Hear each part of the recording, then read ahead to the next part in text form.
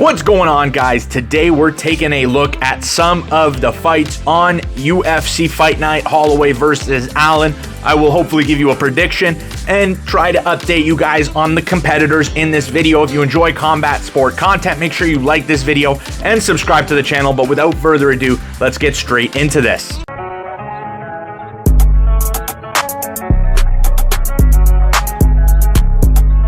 Chris Guitierrez puts his 8-fight unbeaten streak on the line in exchange for a step up in competition after replacing Frankie Edgar in the number 12 spot at bantamweight. Pedro Munhoz will be the opponent and Guitierrez's first top 10. Munhoz hasn't had the most impressive 5-year stretch, understandably against talented competition, but he's only picked up 1 win in his last 6 fights. However, the man is a matchmaker's delight. Nearly 40% of his bouts have all been given $50,000 bonuses. Even more impressive, in the 26-fight career he's had, he has never been finished. I think Guitierrez is more likely to stand tall at the end of this fight. However, bookmakers are giving Pedro only a 35% implied odd probability, and I only expect the decision number to get even better, and I can almost guarantee this fight over 2.5 rounds. So to increase my value, my play, although not out yet, will most likely be along the lines of Pedro Munhoz and Pedro Munhoz by decision. Hope is we don't get the losing end of a bad decision and aren't caught up in the cliche veteran favorite that serves as a rising star's bump in the road.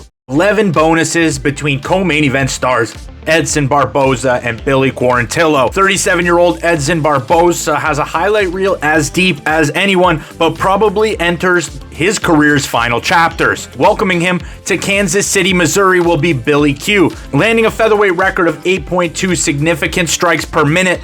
At a top 5 featherweight 55% accuracy, Billy will always match his opponent's stamina and never really fades at the end of fights. I am torn at which fighter will pull off the win in this matchup. Conventional wisdom would have me side with the younger fighter. However, Barboza's sheer speed and explosiveness will probably give him the advantage in that first round. And just 2 years ago, Edson Barboza defeated Shane Burgos, who is a mirror of Billy Q's fighting style. Shane is number 2 in significant strikes landed per minute, and he's number 9 in accuracy in the featherweight division. In my mind, a 50-50 fight. I'll back the fighter that has an implied win percentage of 11 points less. I'll go with Edson Barboza. We're going to hope Edson doesn't get caught with the right hand, stays away from clinches and takedowns, and doesn't look his age. And even those 3 things, I don't believe shifts this fight to 60-40. Let's take the underdog.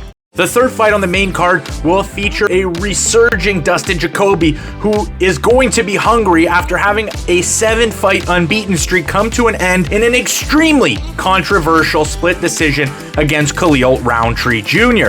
Being cut by the UFC in 2012, Jacoby started a kickboxing career beside his mixed martial arts one. He started his career resurgence in 2019, going 9 fights unbeaten, featuring knockouts of Justin Ledet, Darren Stewart, and Da Eun-jung. He'll face off against undefeated Russian Azamat Murzakanov, who has 2 straight UFC finishes and a performance of the night bonus. Murzakanov has not looked unbeatable insofar as his UFC career has shown. However, he has shown both power and durability, recording a knockdown in his pair of UFC bouts and his Contender Series showing. Dustin Jacoby has not opened as an underdog since re-debuting in the UFC in 2020, and that does not change here. The combined 20 knockouts between these 2 fighters has left me uncertain about my decision, but if I were to play it, I'd either lean towards Azamat Murzakanov at plus 165, or I would go with the very sweaty over 2.5 rounds at minus 115. A little notable side piece here, Murzakanov actually was suspended for an illegal substance in 2019. I had not known that, but I found it out in my research, and wasn't eligible to compete in the UFC between 2019 and 2021, and made his debut on the Contender Series